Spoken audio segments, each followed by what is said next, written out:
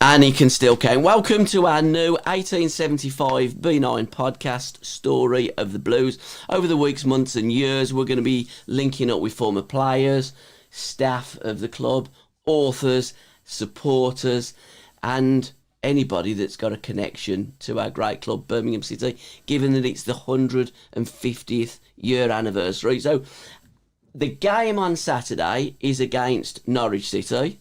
Keith Bertschin, the legend of Birmingham City and Norwich, played for both. And Keith Dixon, you have written a wonderful book, 150 Years of Birmingham City. So when I was looking around the guests for our first show, I thought, couldn't have any better guests than Birch and Dicko. And by the way, we are going to be doing, and Chris is producing it, we are going to be doing lots and lots of this. There's loads in the pipeline. Hopefully we're going to get a book out of it as well, or a couple of books out of it, Keith. And Dicko's going to be writing it, but he hasn't said yes, and he actually doesn't know anything about it at the moment. So welcome, boys. Welcome. You're looking great. You're looking younger than the last time that I saw both of you. It's a terrible thing, eyesight. I still got to go back to Specsavers. I should have gone in April, but I'm going to in the new year now. Keith, let's start with your book, 150 Years About Birmingham City. Why and how, and what a labour of love it must have been. And have you got a copy? I don't want one. I've got one for Christmas, so mine's in the post somewhere, and Amazon will probably be delivering it. So have you got one that you can show the cameras? Yeah. Fantastic. And how did you start? 'Cause you have written now, is this your 12th or 11th book on Birmingham City? My 12th book, I believe. Your 12th book? Yeah. Which is, it is a labour of love, there's no question about that. But this book really was at the imagination of my publishers, Pitch. Yeah. Who are the Great. UK's number one sports publisher. Yeah. I mean, they are tremendous. And they came to me saying, did you know it was the Hibs were celebrating their 150th, Blackburn Rovers are celebrating their 150th, and just by chance, so is Birmingham City. How do you fancy writing a book on them? I said, well, there's no real problem with answering that question. I'd be delighted to do it. And they left it to me then. So that's nice. So you have to put a submission into your publisher, obviously. And so I came up with this idea of it being 150 years of a remarkable football club, based on the fact that we've been on the scene for 150 years and never won the FA Cup. Never won the FA Cup, never won the Championship. Yeah. But there's some fantastic things about the club. So that is the book.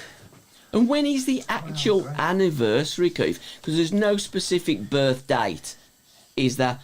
But it's widely accepted that it was November 1875, isn't it? That is the only thing that's, I think, been acknowledged now.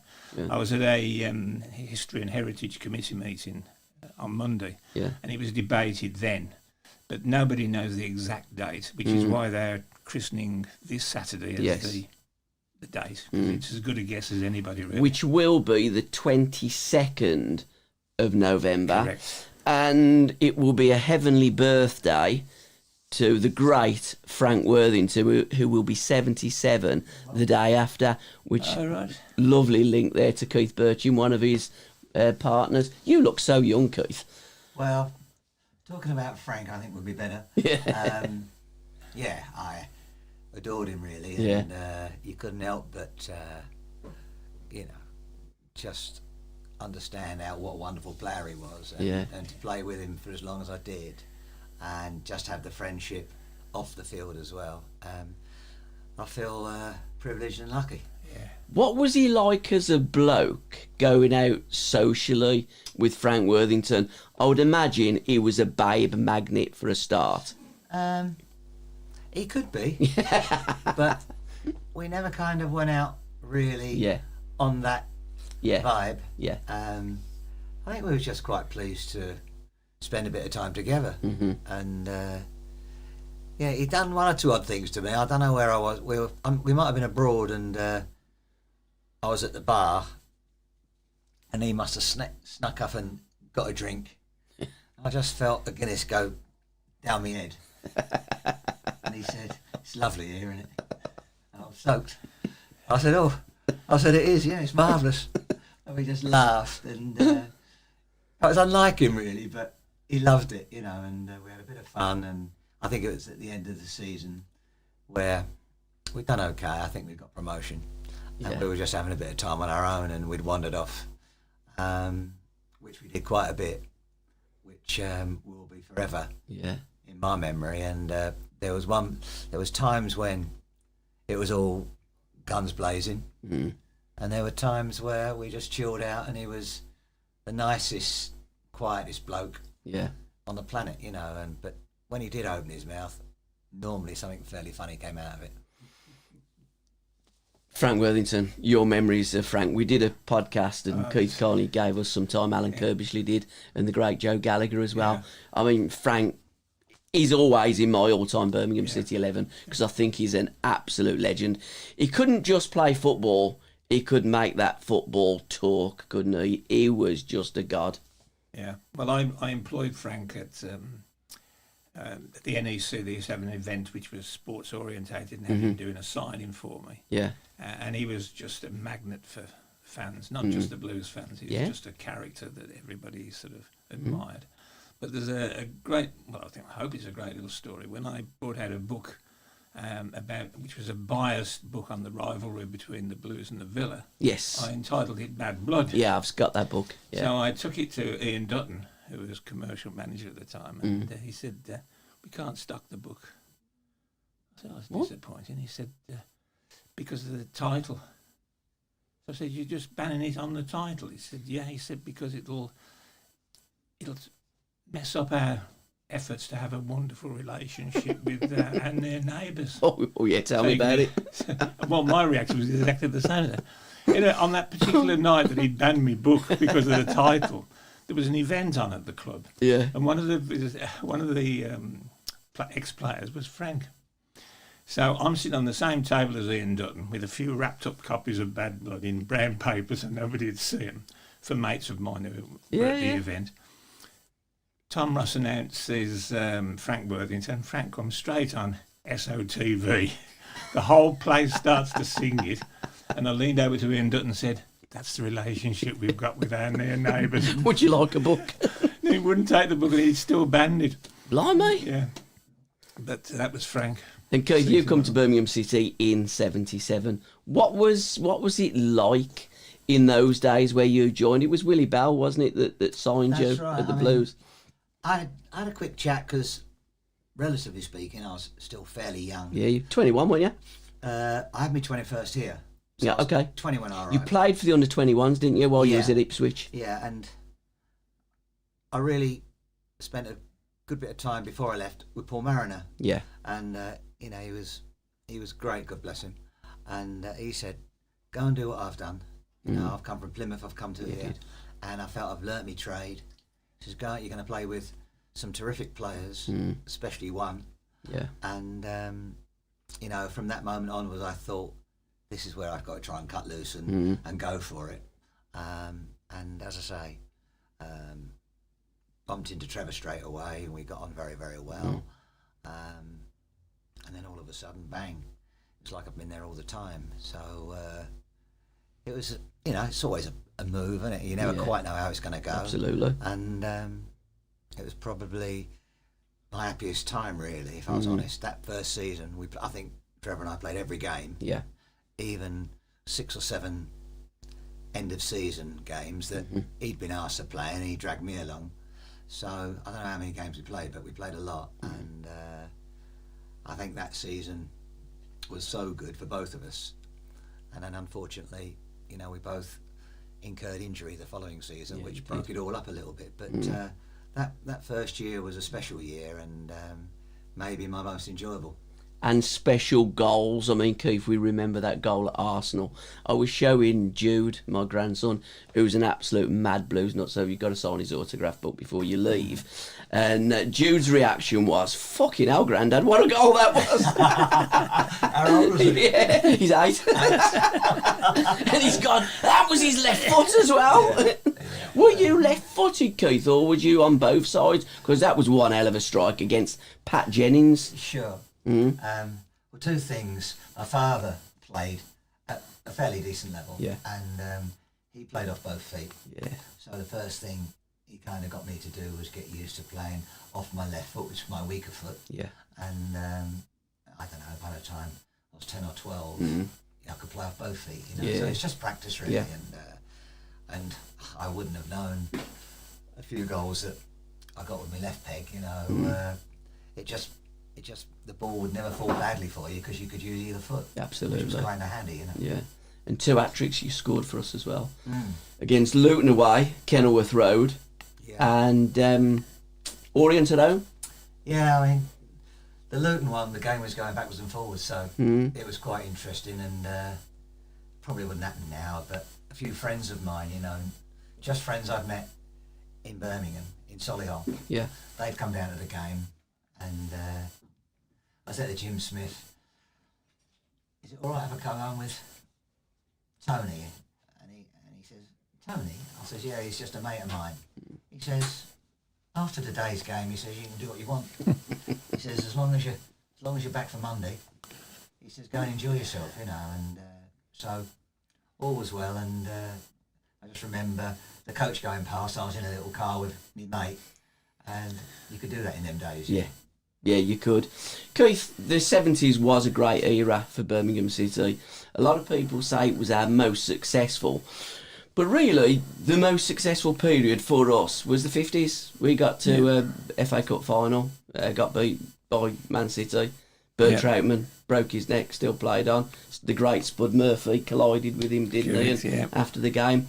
Ken Barnes played for Man City that day. He did, right half. A Shadabang left Birmingham because he was born in Birmingham, Smallheath, and lived down in Kitts Green. Ken Barnes. Yeah. Was he not the father of Peter Barnes? We've done a podcast with the great Peter Barnes as well, and Pete was telling me. He was in our sort of England youth team and under 21s, and I loved him, and what a good player he was, and it was a really, really, we had great times, and we had fun, and but when you had to go to work, everyone switched on, and it was a decent team, and when you really had like Wilkins and Robson and Barnes, who's going to beat you? Yeah, exactly. No one. No, they're superb. We have some great players.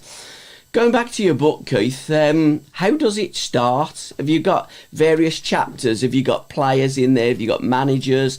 Have you got decades of Birmingham City? So is it 15 chapters plus others? What's the dynamics of the book? The dynamics of the book is there's 21 chapters. Got ya. And in particular, 21, was that a reason, or did you just stumble over it? No, it was 20 originally, but then of course Blues decided the book was due out in August. Got ya. That's when it came in a bit later than that. Sure. Because the publishers rang me and said, you've met your deadline. It looks like you're going to get a Wembley. It looks like you're going to get promoted. So I can't bring a book out in September 2025 that doesn't refer to that. Yes. So I had to write chapter 21, which was promotion the first time of asking. But the book I've taken, because I've been very fortunate enough to talk to some of the leadership team of the Knighthead Management Group. Yeah. And as a businessman, I appreciate the fact that they have a strategy. Yes. And their strategy was to come. They knew they couldn't buy in the Premier League because if you didn't buy a top 6 club, your investment was at threat. So they came and looked for a big city. So the book starts off trying to, somehow, encapsulate their strategy. So the first 2 chapters are about Small Heath and Birmingham. Areas. Yeah. Not the history Small Heath Alliance and Birmingham, then Birmingham City. No, the areas. Yeah. So, for instance, your research finds out the Hippodrome, for instance, is the busiest theatre in the UK.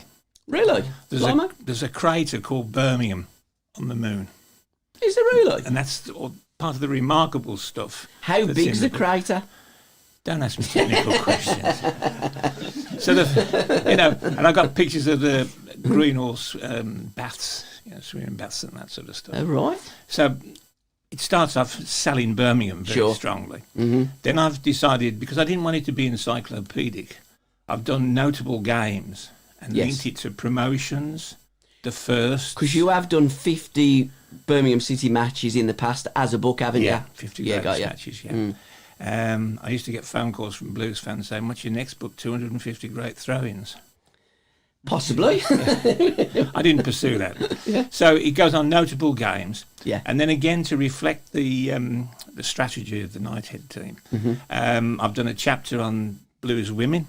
Good. I think that's the first ever printed Oh, wow. Good. Recognising their victories in the cup and at Ashton Gate. Some of those elements were quite surprising to me as a blues fan. They weren't surprising to me because I was there with the girls. I used to be the microphone person. So that was good. Also, there's a chapter on the academy, which includes every player that's played 10 games or more, and then the 7 return on investment players, where we actually made a profit on them, sold them off. People like Nathan, Damari, etc. Then there's a chapter on more than a player, which is about the players who have come back to the club to either manage or be a coach or... Is Keith in that? Because he come back to Birmingham, scored 2. And coach as well, yeah. With Brucey. Yeah, so I missed that one, Keith, sorry. Well, I won't lose any sleep over it. But so the beauty of it is very much sort of my interpretation of the 150 years. That's the beauty you have as an author. I didn't want it to be encyclopedic. Yeah, sure. I've made a list at the back of what I believe to be a definitive list of all the players that played in the first team for Blues. And there's a chapter on Beau Brummie. It's obviously the book's dedicated to Trevor Francis. Gotcha. What else? Yeah, there's a chapter on managers. There's a chapter on the ground. Foreign players. That's in, but that's in a, not so much foreign, but international. I know so it includes Northern Ireland. There's a big section on Mike Taylor, for instance, our most capped player of all time. So yeah, it's a real volume, and I've loved doing it. And there's a lot of personal stuff. Yeah, of course. Because I write for Late Tackle. Yes, you do. You're still doing that. Yeah. So I put the articles in there that are relevant. Any music references? Because Keith was massive on music. Big fan and a big mate of probably the greatest, Jeff Lynne, ELO. Yeah. Well, there's a big chapter on blues celebrity fans. Okay. Which starts with Tom Ross and ends with Tom Brady, which I think may have been Tom. Fair play. But there is a chapter on blues in music. Does Rossi think that he's a celebrity, by the way? Well, I think he's a celebrity. Oh, well, there you go. That's the beauty. That's the beauty of being the author. He was a DJ down the blues years ago. Yeah, and he's in Rossi. There is a chapter called Blues in Music, which includes the Blues Brothers, which was Tom and Ian Danter. Yeah, I remember it. They'd done singing the blues, didn't they? Used to play down the ground all the time. And Harry Lauder, obviously big with Keep Right On. Have you heard the new Keep Right On? No. I was at the ladies' game on Sunday. It's Eddie Luna. I think it's really good. I mean, there's others that probably don't, but I think it's magnificent. I also thought that our first World Cup winner was magnificent, the great Alberto Tarantini, bringing Keith back into play. Well, some lad, wasn't I was staying at a supporter's house. It was a fairly big house in Ilion. Yeah. And they were a family of blues fanatics as well, Norman and Simon. And he said, we've got another guest coming. I said, oh, yeah, great. What does he do? He says, Tarantini. So I said, well, and I'd heard, obviously, that, they were trying to get him. And anyway, he turned up and couldn't hardly speak any English. He'd do with kind of making gestures and so on and so forth. But he was a great kid. Yeah. His wife was nice. So, I got to know him quite well.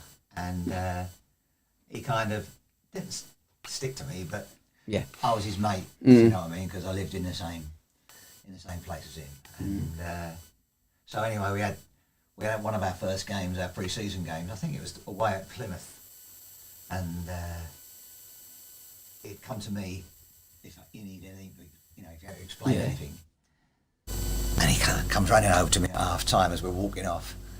He says, my fingers. I said, what are you on about your fingers? He says, they're killing me. And he was looking down towards his feet. I said, they're your toes, you know.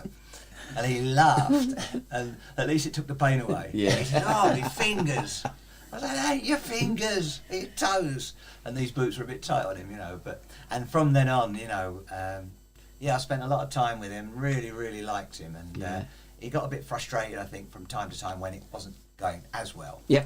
But there was times where, you know, you don't do what he does if you're not a really good player. And I think he, you know, was one of the first foreign players coming over to the top division over here anyway. Yeah. And it didn't all run smoothly, but a lot of it did. And, you know, eventually he went back and won another 10 titles somewhere in Argentina, you know. So he was a good player. Probably either River or Boca. I'm not too sure. Well, I've not really researched but he was it. a really, really good kid, you know, and he couldn't have put any more effort in.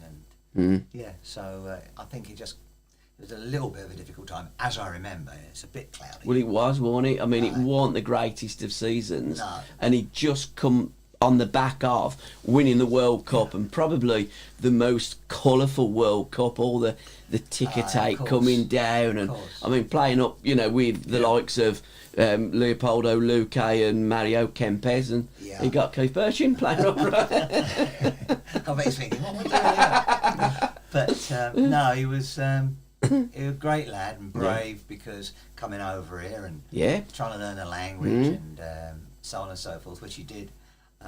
But yeah, I have fond memories, you know. Obviously, if things had gone a little bit better, he might have stayed longer. But it was a difficult time. But he certainly gave it a go, and yeah, really, really good lad. I remember he came in, and we had boxes, you know, for first division players, second division players, and there was like 8v2 in each box, something like that. And so I told him, first division, second division. He says, "You have a box for World Cup winners?" I says, "No, you'll be on your own with that one." So yeah, it was all good fun, you know. Something we've never actually thought of down the Blues. Not really, no. But it was a fair point. But he was a good lad, yeah, really good lad. I'd love to meet him again. You know, I haven't seen him for. He's on Twitter. 20, 30. I don't send do any of that. To Alberto. No, I know you don't, but Alberto does. Okay. And you had great hair in those days, both you and Alberto. Well, you were like brothers, weren't you? I mean, Trevor had the perm as well. It was quite the thing. No. Did Don Givens even have a perm in them days? Didn't he? Yeah, I mean, well, certainly had. Yeah. Yeah, he certainly had longer hair, and it was all curly and all that. Yeah. Maybe it was just one of them things, but good old Don, he was great as well. You know, a legend at QPR, and came and had a brilliant job for us. So yeah. You know, a real good lad and good player, Don, yeah. Keith, you're looking into your book. What have you sourced for us, mate? Well, what have we got? Just that he's in the Hall of Fame. Okay. And there's an article called The Blues Brothers, which refers obviously to the 2 World Cup winners there. And then Alberto Tarantini and obviously Dugarry. Was you there with Brucey when we had Dugarry? I was. What was Chris... See, my Jude, he'll go, "Grandad, who's your favourite 3 players?" I ain't going to say my top one is. I've got in a lot of hot water with that one. Right. And then I'll go, you, and, who else? Trevor. Yeah. Trevor. And he'll go, "Not Dugarry."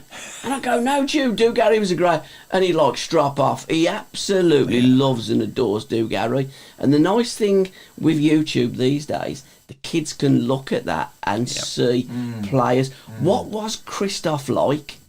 Well, I liked him. Yeah. And he was, I don't know, 6'2", 6'3", he was lean. He could go both ways.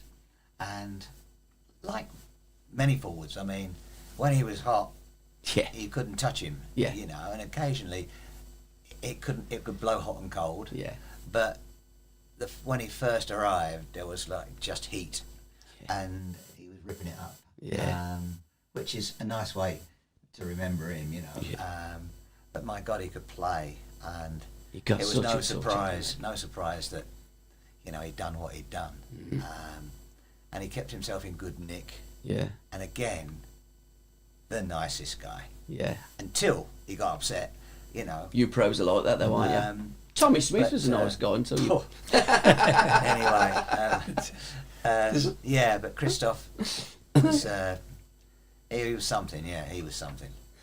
The Southampton game, we've got to talk about that. Is that in your book? I mean, Gordon Strachan actually, I think it was on, was it a Match of the Day or was it ITV that had it in those days? And Strachan was moaning that Dugarry actually refereed the game as well.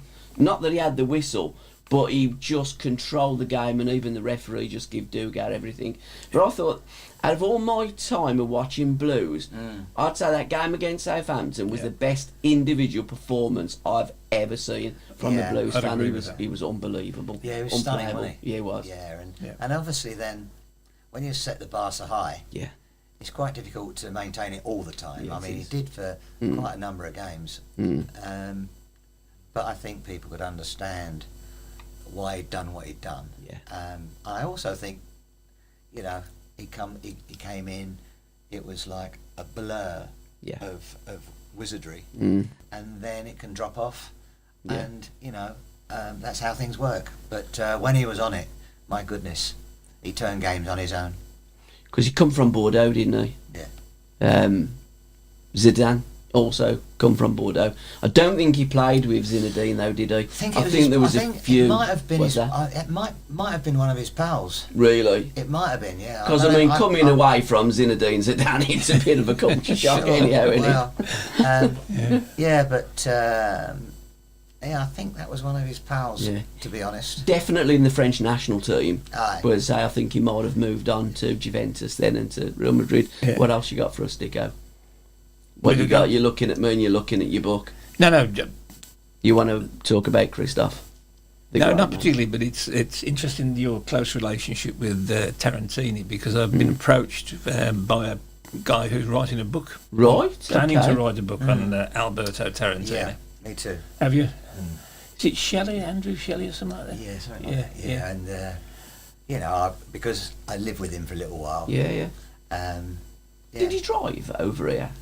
I done most of the driving. Okay. But he did drive, yeah. Because then you moved into your own house, didn't you? When you're the only one that didn't have a key. Christ. Everybody had a key, yeah. I had to ask the players from my own house if I can get in.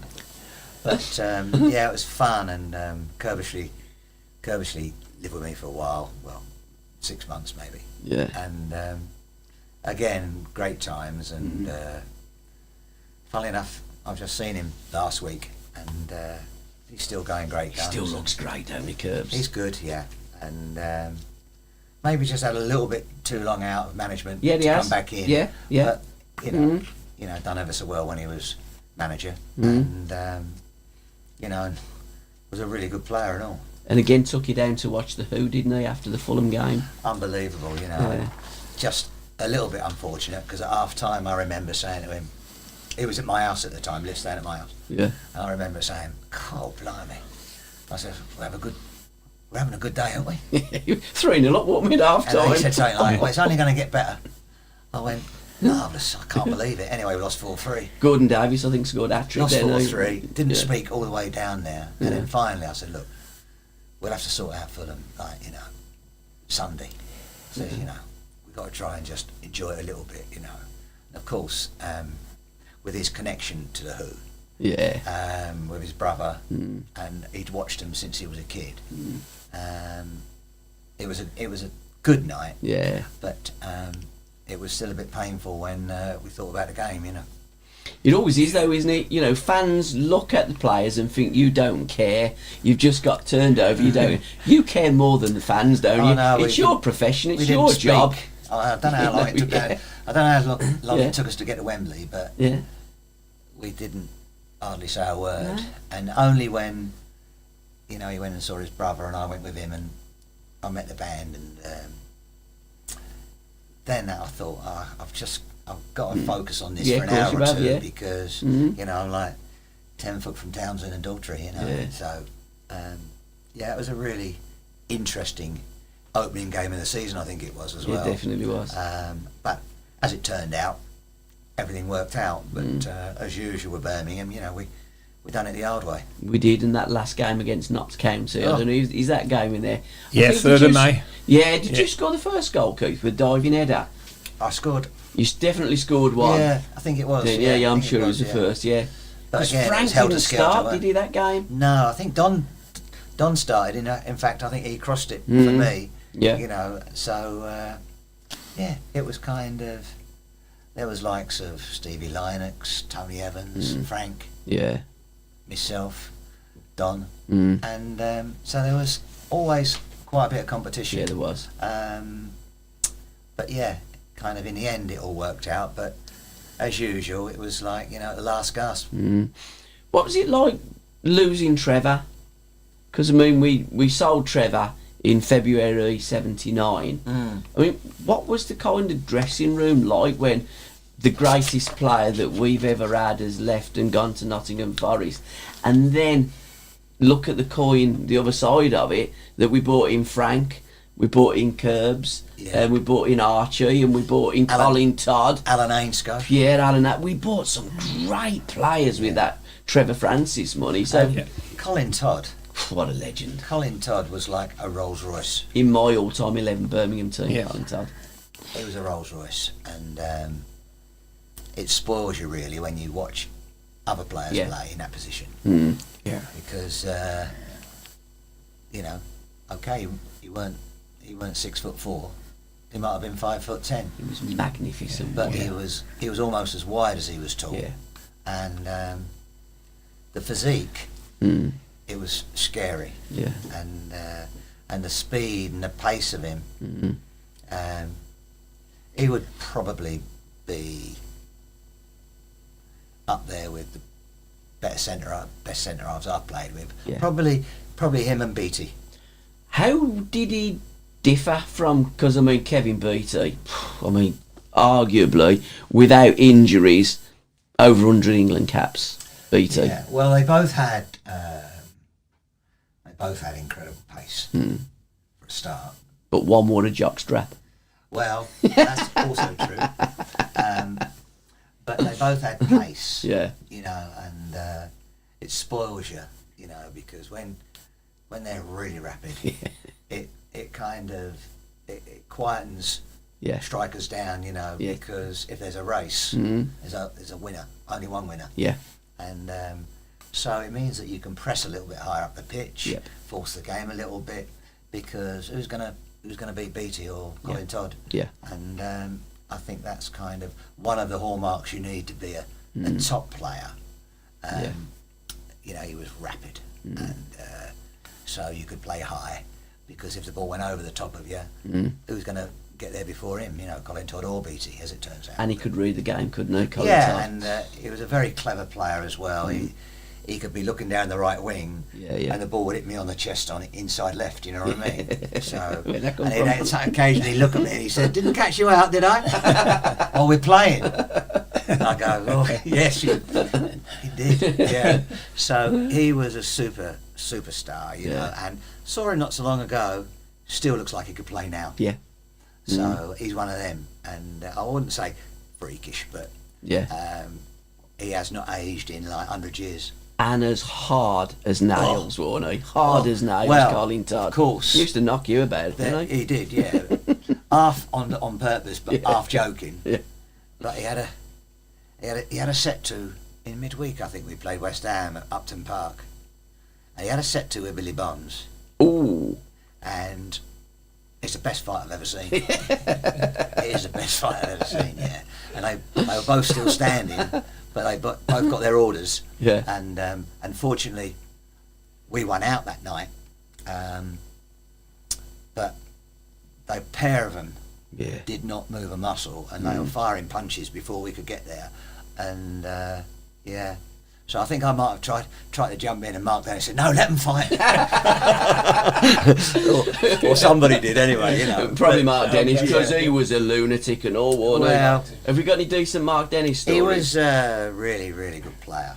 Because him and his missus used to have a bit of a bull and a cow, didn't they? Well, it's been known. Allegedly. Yes. But no, he was a great kid. I mean, he had some record for being sent off. Because I think he had a flashpoint that was fairly quick. He got Bawley sent off, didn't he, down the Blues? Yeah. I think it was in the FA Cup. Him and Bawley were right having a go, and Bawley fell for it. He wouldn't roll over anyone. No, he was a nutter. You know, and he was a tough kid. But it shouldn't override what a good player he is. My best left back ever to play for Birmingham. He Mark was Mark had got sensational. everything. Sensational, and as you say, he had some component parts that were really, really important. and then went on Southampton, maybe 7, 8 years, 9 years. Yeah. And, he did, yeah. So, yeah, he had... but he was just playing born and against bred, him as well. rock hard, you know. Yeah. Terry Curran played against him a few times. He said Mark Dennis was an animal. Yeah. Basically. Yeah. But what a player as well. Yeah. You know, I think Mark had got everything. I think it was just his indiscipline at times. Occasionally. And his attitude Sure. maybe didn't give him 8 England caps. Because I think Dennis is like top draw. He was some top draw. Yeah. And of course at that time, I don't know who they had, Kenny Sanson, Derek Yeah. Statham. Yeah. They had some good ones as Both well. good, but I still think Mark was better. But like, he was phenomenal, yeah. And obviously, for a while, I think Dylan played in front of him. Yeah. And they were pals. Yeah. And, you know, you could never tell who was the winger and who was the fullback, you know, because they just kept changing all the time. And they were very, very good, the pair of them. They used to go to Frank's place in Riverside, didn't they? And shoot rabbits and do donuts in cars. Well... Allegedly. I ain't sure I know about that. As in Frank's book, 1 on port 2. Can we just talk about being in a restaurant? That was before the Chelsea game, wasn't it, the restaurant? Well, honestly, when he turned up at my house, Kirbytree said, "Oh, Frank's gone." I said, "What do you mean he's gone?" He says, "Well, he's outside." And I said, "He's forgot." And he says, "Well, we better go and see what he wants." So anyway, before we could get out to him, he's come in. He says, "Come on, new place up in Solihull. Yeah. It's opened up. We're going for a bite to eat." I said, "Oh, Frank, it's a shame, mate, but we've got a game tomorrow. You've forgotten, haven't you?" And he went, "No." I said, "Of course I haven't. You know, I think it was Chelsea." Well, Chelsea beat them 5-1. And he says, "Well, it'll be all right." Anyway, he had a friend with him, and Kirby said, "We are dead. If we go out with him now, we're dead."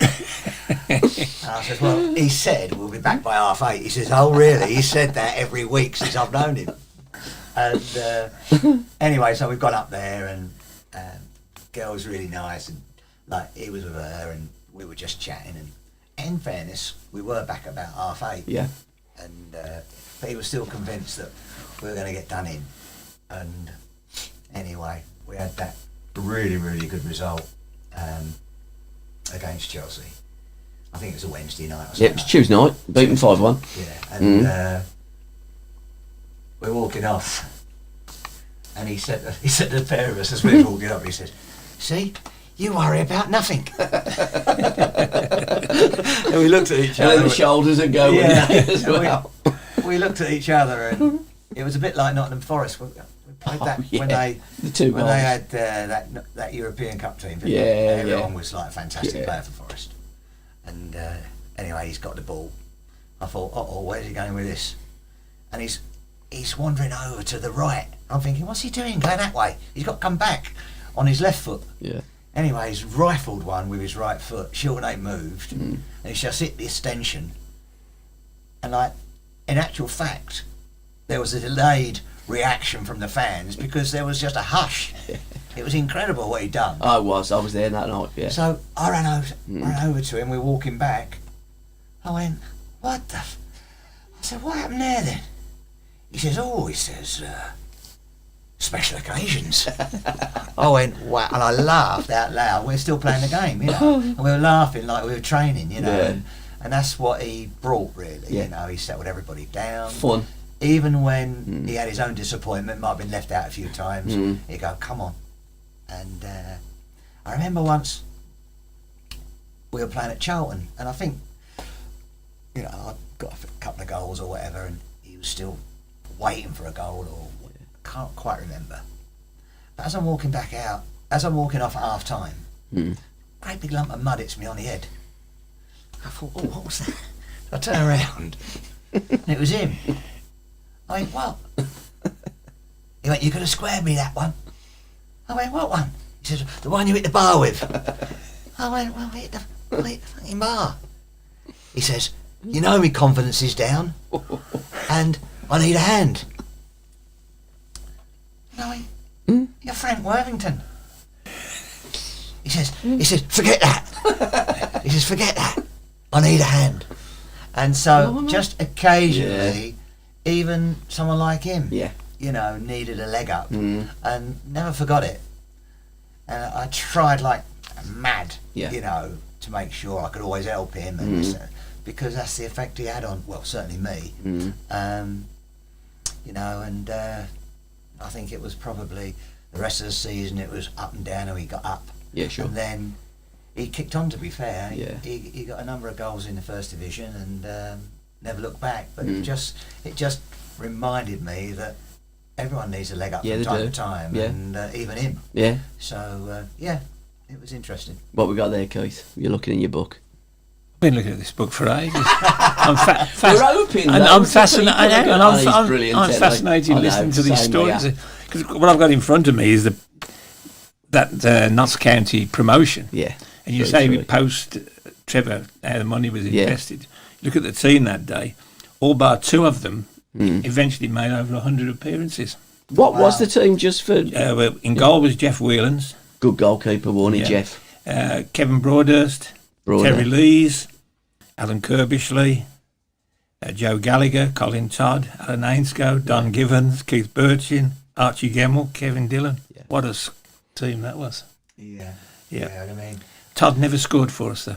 Again. Who, Colin? Colin Todd. It was a weakness in his game. Yeah. I mean, Merrick never scored for us neither. In over 700 games. Terry Lee's played because Mark was suspended. Yeah. And obviously he was a huge player for us, Mark was. Yeah. In fairness to Terry, done okay. And we got over the line. But, I remember Jim Smith really being upset, that Mark had got sent off. But he was. Because he was such an integral part of our team, How about Langy as well? Because Davey Langan, he was a great right back for Blues. Yeah. He was at the end of my career. Yeah. A good lad, great lad. And really, really nice lad as well. And good player. Oh, quality. Good player, yeah. So, but very quiet, understated. Yes. Just got on and done his job. Just pick up. Cluffy used to call him Irishman. Never used to call him Davey, just Irishman. Sort of Miami's going.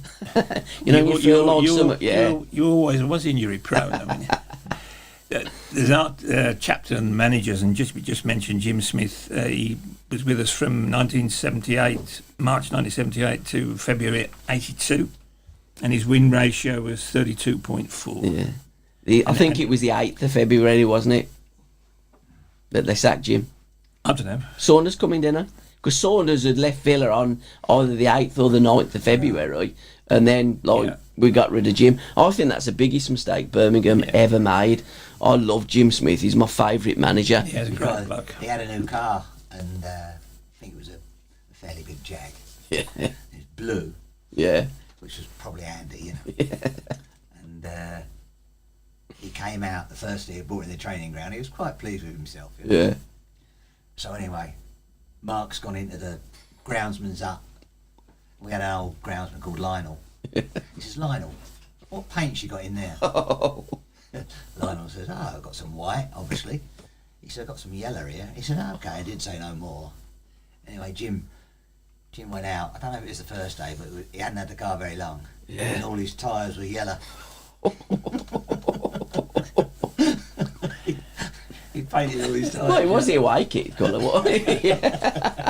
But he had to wait. He was behind a tree. He had to wait for him to come out. Dennis was brave, because Jim Smith was a bit of a... Oh, aye. Yeah. But he loved Mark, Jim did. Yeah. Well, they were both fiery, wasn't they? Both fiery. Yeah. But, it was quite, he was quite funny, but sometimes it would just maybe be on the edge. Yeah. But, he was a good kid, Mark, and obviously his career speaks for itself. Yeah, quality. Jeff Lynne, we've got to talk about the great Jeff Lynne, because music is all... I mean, Alan Hudson, Uddy always says, Paul, music and football go hand in glove, and we do a My Life, My Music, talking about music and football. So what songs remind you of Birmingham City, Keith? Have a think about it, but let's talk about the great Jeff Lynne and your times with Jeff down in his house in Meriden. Yeah, well, through Trevor, who was his very, very good friend, he sort of said, look, come and meet my pal, you know. Yeah. So I think it was the first summer, you know, after the season we'd had. Yeah. And, you know, I'd met him and he said, well, come over anytime you want. He said, we can play a bit of football. I think that's the last thing I want to do, you know. Anyway, I said, can't I just listen to you? He said, no, we've got to go play football first. So, you know, he had a really nice place and lots of room. And he also had, I wouldn't call it a pond, it was bigger than a pond, it was almost a small lake. Yeah. Anyway, he says, you fished, didn't you? I said, yeah. He said, well, bring your fishing gear, you know. So I've actually parked up and I haven't gone in there bothering him, so I just started fishing. Wow, this is a small lake and never been fished. Right. And it's full of fish. Blimey. And oh my God, I had about an hour and the keep net was full. Blimey. You know, all different carps. And was it just carp that he had? Yeah, it was. Yeah. Right. Wow. But so that was just fantastic, you know. And so he didn't even know I was there. So then I went. But he's well happy when you went to this pond. Well, put them all back. And so I went and I tried to find him, and I'm sure he probably met me, but kind of he had a recording studio under his house. Yeah. And it was all sort of, it appeared to be state-of-the-art stuff. But I'd heard him sing a little bit. We'd been at a do at Lorenzo's. You remember Lorenzo? Yeah. Down Digbeth Morning, just on the left, Park Street. And he'd sung a little bit there, not on purpose, but he'd sung a bit there.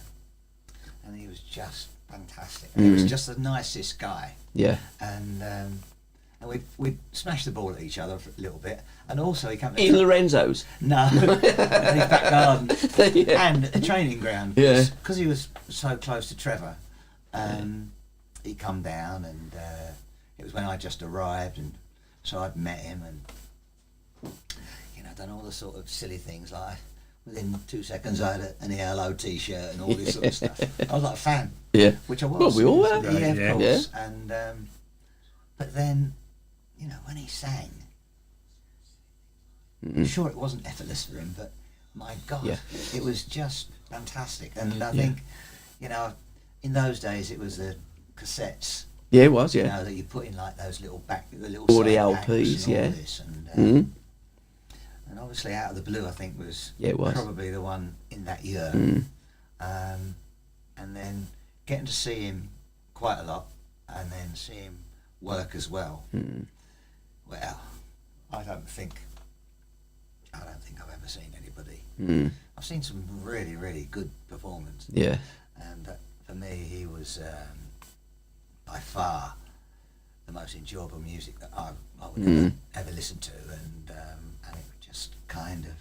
And there was Bevan and one or two of the other boys there but Jeff and Bev I used to see quite a bit, and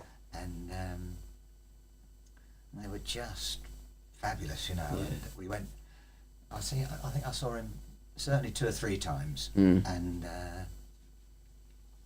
well, just memorable, and the fact that you know, they were just so normal, and they could do what they could do, especially I suppose Jeff, with the fact that, you know, he'd write it and he'd virtually done everything. And he'd layer it as well, wouldn't he? He was like a producer, exactly. And he knew exactly. Genius. Knew exactly what he was doing. And remastered all the Beatles stuff as well, didn't he, Jeff? I'm sure he did. Yeah, he's a legend. So it just came. I'm sure it was hard work, but it seemed to come naturally to him, and his singing voice was just to die for. And and not so long ago, I think it was he might have been at the NEC, maybe. Okay. Can't quite remember if it was a year or 2 ago, or 3 or 4 or 5 years ago now.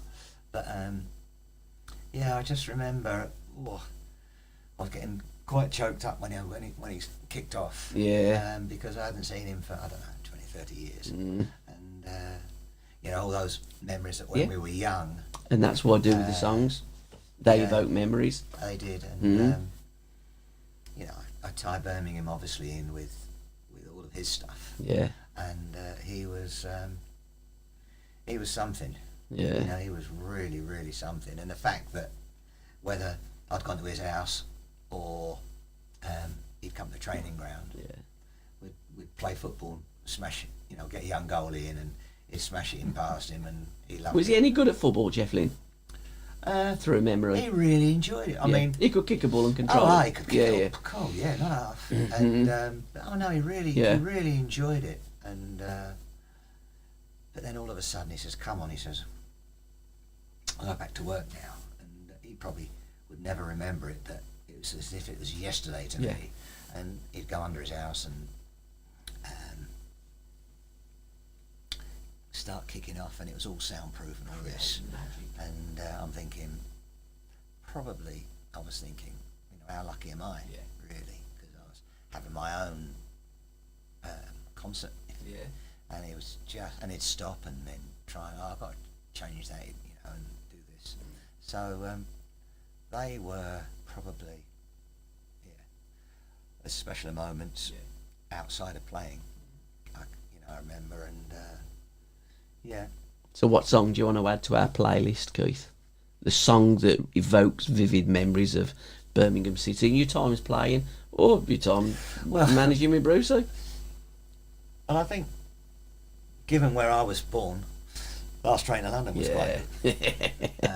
However, the first album I heard and the songs on that album were obviously Out of the Blue. And Mr. Blue Sky takes some beating, don't he? Sweet Talking Woman, I thought that was great. Keith, music and you, what songs evoke vivid memories of your time? I mean, you've been supporting Birmingham City now. What was the first year that you went to watch a game? When I was 8. So that was 72 years ago, coming up next year, wasn't it? 1954. I was going to say, thank fuck for that, I'm shit at maths. Yeah. 1954, Roy Warhurst. My first memory of a footballer was Gill.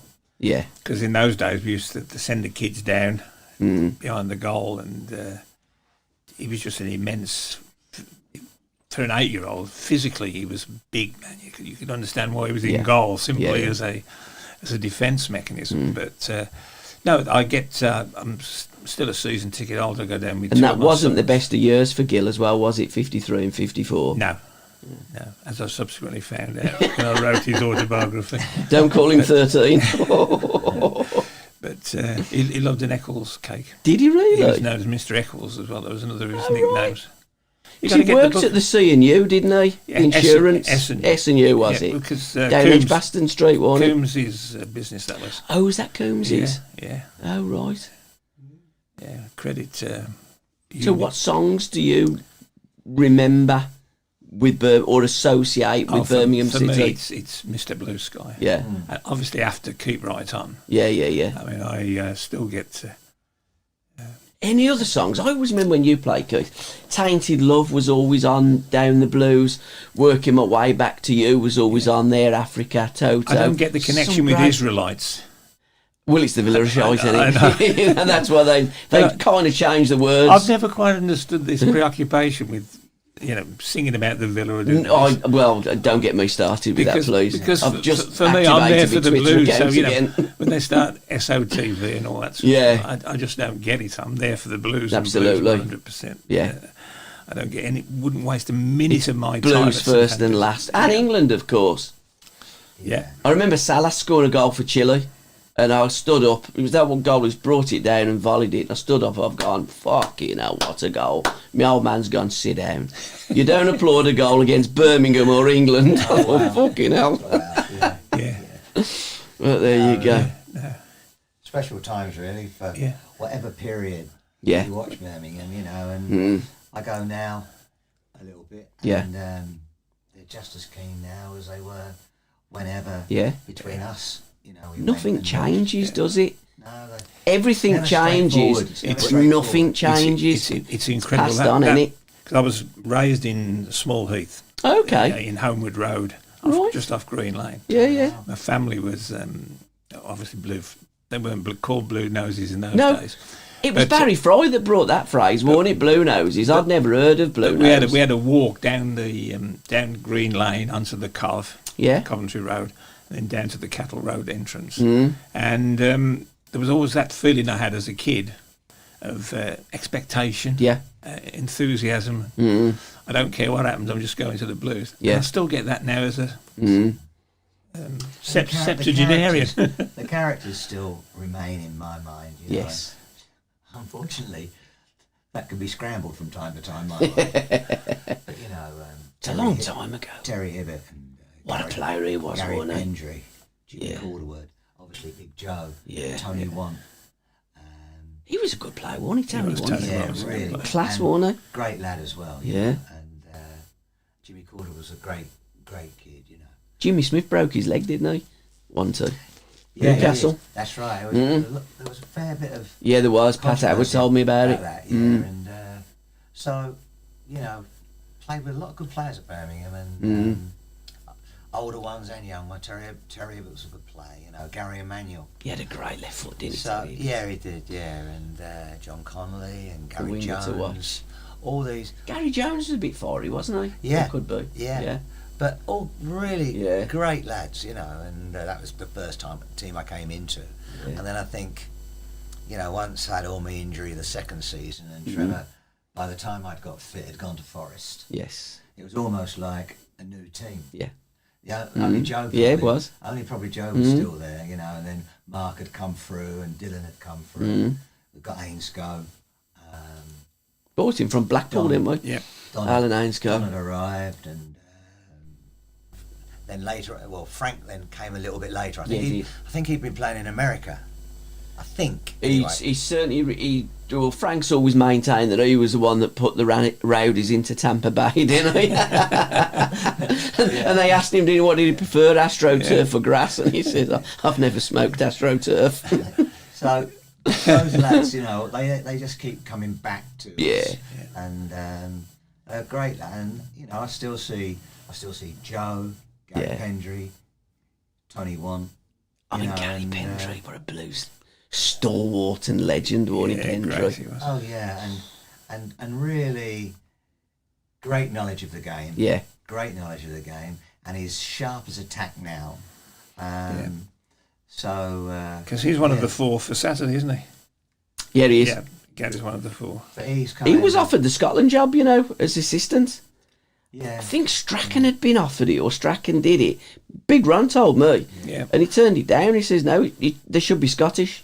Yeah, I agree with that. I get that, but I mean... Legend. You wouldn't find anybody with better know-how not at all. Than Gary. Yeah. He studied the game naturally almost, and a really, really good player, good lad, and... Ron loves him. Nothing wrong with him, you know. Yeah. He's just completely still together, and you know. Yeah. Did he ever tell you about when he went to because he went to the Albion, didn't he, after the Blues? Yeah. And Ron stopped a training session the once. He's gone, hey, as he does, Big Ron. He said, I don't know what they taught you at your old club, but at this club we pass the ball to each other. The biggest pain for Gary was misspelling of his name. 2 R's in it, isn't there? And the E they often missed out of Pendry at the end. Pendry, yeah. You know, when you talk about Birmingham, loyalty, Pendry. the time, he fits all the bills. Yeah, he does, yeah. But talking of names, Keith, you've survived 60 years, I've survived 70 years with the name Keith. The name Keith. With Keith. Yeah, there's not many Keiths now, is there? But the thing is, every time you watch a sitcom or anything and there's a weird character in there, their name Keith. Like in The Office. You know The Office? Do you know, I've never watched any of The Office. No. Never seen it. There's a great big weird bloke. Guess Your what his Christian name is? Keith. Yeah, Keith. well, it's true though, isn't it, Keith? You know, it comes home to roost. But we've survived. It's all... We're making it, and I mean, listen... Yeah. Getting older. Of course you are, yeah. And you just have to work a little bit harder to stay sharp and organise yourself a little bit better. But we've still hopefully got certainly a little bit more fun to come. And absolutely. now, the next, you know, the children and the grandchildren. Exactly. So it's all different depths in it, you know. Yeah. So, but as far as the sport goes, you know, you can't change anything. It was great. Yeah. I had an extended run with both played into my 40s and then coached into my mid 60s. How old was you when you scored that brilliant goal for Aldershot? That was a worldie, wasn't it? 35. 35. Yeah. I mean, what? Have you seen that? Go on YouTube. Keith Bertschin, Aldershot. What? My last swan song, I think. Yeah, Brian Talbot. I went because he was a manager at the time, and he was an old friend of mine from Ipswich. Yes. Yeah. And so it was done some driving, by the way. I bet you did. Yeah. And even with Steve, you know, we're going up to Wigan, we're going to Sunderland. In fairness, we did have to stay at Sunderland, but on the coaching side of things. But, we got through a few tyres, but all good fun. And you wasn't with Steve at the Villa though, was you? No. So could have done with someone catching that cabbage. No, there's only so far you can go. But in fairness, the irony of all of this, and probably I wasn't going to make a big deal out of it, but one of the kids I got on first, really well with when I first come here, was Andy Gray. Yeah. And he'd come over to Solihull and we'd hooked up and we became friends. And then a friend of mine, a business friend of mine, had booked a holiday for the pair of us, me and him. And all of a sudden he rings me up on the Friday, and he was in fairly big business. Yeah. And he said, I've got a big deal over the weekend. I can't go to Spain. But anyone you can get. I said, it's Friday night. Who am I going to get? And just as a kind of long shot, I rang him. Yeah. Anyway, he says, what time is it? What time we got to be there? It's Friday night. He says, what time we got? I was about 12 o'clock at the airport. Yeah. And anyway, we went, the pair of us. And we had a great time. And we get to the hotel and Brian Flynn was in there with his family, and John Pratt was in there. The old Tottenham player. John Pratt, So, of course, lo and behold, there was another couple of European players, Swedish and Norwegian players in the hotel. Of course, you know, Andy, being Andy, he says, we've got to play the waiters with all these players. And should have some money on it. we played all the staff, you know, and it was all good fun. Yeah, so we actually had a trip together, and it was. So you went out together then in Spain, Aye. but in '77 when you destroyed them at Villa Park, he wouldn't go out with you that night. No, win, lose or draw, we're going in on the town, didn't he? Yeah. Don't matter who wins. Yeah, we're going out, all of us. And then I went round there and he said, well, you've completely wrecked the weekend. You have. I said, well, where are we going? He says, we're going nowhere. We're staying in this lounge, you idiot. And it's a great header, though. Well, it was another wonderful ball from Francis. Yeah, it was. Calderwood played it to Trevor, bang over. Yeah. The Whitney end was magnificent, wasn't it? And the place was so full. I remember testing the pitch. Not poo-pooing. Yeah. I've got to be careful what I say here. You didn't think it was a rivalry, did you? And I said, hang on a minute, you know, thinking, Losing Villa. You know, Villa and Birmingham, you know, two good teams, but you know, really. And then I've gone down because they had the dressing rooms halfway up the stand in them days. Yeah. So I've gone down just to sort of check the pitch out. And there must have been 500 fighting on the pitch. I went running back up there. I closed the door. I said, could have underestimated this game a bit. It was like a war, you know, and there was hundreds of them fighting. I thought, Christ, you know, and they were crying of laughter, all the lads. I was saying, I think I could have underestimated this game a bit.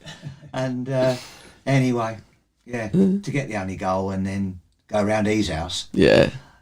He says, well, you've completely wrecked the weekend. He says, what have you come round here for? But if he'd have gubbed us, you'd have been on the piss, wouldn't you? So he would have just put me on a lance, wouldn't he, or something, you know. So, but anyway, it was just another good day. I'm sure he had many good days against Birmingham because he did have a few, to be fair. He was that sort of player, wasn't he? He did, to be fair. for that first year, that was kind of the icing on the cake, doing a double. Although Trevor scored a yeah, smash. we did, yeah. Because they could have been on for a treble that year, you know. Got dumped out the FA Cup. It's the year they won the League Cup. And I'd done a podcast with Andy, and I says, have a guess who done you twice? And he's gone through Arsenal, no, Chelsea, gone through all the time, and I've gone, Birmingham. He's gone, fucking never did that. Oh yeah, so many times, and many times I'd gone round, and you know, he was either buoyant or because whatever sort of. Don't get me wrong. I mean, there's rivalry forever here. Yeah. But you know, he left a huge mark in. You know, he was some player for them. Yeah, he was. To be fair, he was brave beyond belief. Similar to you, and you took a little bit from him, didn't you? He could jump, and he was so like well focused. Yeah. And I think he had a few years where he was really great. But of course, like us all, he got smashed up a bit as well. Yeah, he did. And injury was always, you know, interrupting some of his play. But and his it knees. was just our friendship, really. Yeah, absolutely. No one had really tried to make a friendship. It just happened. Yeah. But when I thought, oh, this could be tricky, if we get a good hiding, and it was the first game, the first Villa game I played. It was, yeah. And it all worked out quite well for us, and he didn't speak to me for ages, even though I was with him. But no, so fantastic. Yeah, it was happy days, happy memories. Happy days. Keith, what's the easiest way to buy your book? Amazon, go in a search engine. Well, at the moment, you can only buy it one place, and that's at the is it only at the club shop? Only at the club shop. They've got it exclusive. Yeah, that's till the 1st of December. End of November. Yeah, end of finishes. November. Yeah. So you can get it in the shop online. They haven't got many left. No, unless they've reordered. Brilliant. Yeah. Do you know how many they've run? Have they run like thousands and thousands? I wouldn't think. Yeah. There's thousands and thousands, ain't there? Well, of books that you need to sell. So get in quick and buy Keith's book. Yeah, well, absolutely. The thing is, I mean, it's incredible for me, but the two home games, Portsmouth and Millwall, I think it was. Yeah, that was wet night. I mean, they've been really supportive to the book, and on the big screens either end. Yeah, they have. I've seen it against Millwall. Book was up there, and you know, it's the only way I'm ever going to get my name on there. Yeah. Wow. I was there with Jude, and Jude said, "Grandad, did you write that book?" I says, "No, but Dicko did." But again, you know, it's just different skills, isn't it? It is, yeah. You know, yeah. So, I'm still looking for mine. Well, I would imagine that you have plenty. I'm sure we'll find that out in the book. Yeah. I'm sure we will. Yeah. Boys, it's been an absolute blast. Have we got to go now, by the way, Gaffer? Yeah. We're not alive. Yeah. We're not live! I told you something, like. Fuck me, I didn't realise that, like... I'm only joking. Oh, that's all right. So we are still live. He's a fucker, ain't he? He's a producer. He's in charge. He says he's a fucking producer. Real pleasure. Nice to. It's been fantastic. It's really nice to meet you. The two Keiths. Listen to some of your stories. It was great. Great skills. And remember me to Jim Lavery. I'm going to go and buy one. Yeah. But before you go, you have got to sign Jude's autograph book. I'm going to go and run and get it in my car. Okay. I forgot to bring it in. Do you remember me to Jim thanks Lavery, for listening, guys. Jim Lavery. Yeah, I will. Ta-ra, keep right on. Yeah, boys, just say ta-ra to all the fans, will you? Oh, sorry. It's all right. Ta-ra. Nice. Ta-ra, fans. Thanks for your time. Bye. Keep up the good work. Boys book. Boys book, yeah. Is that it now? We off?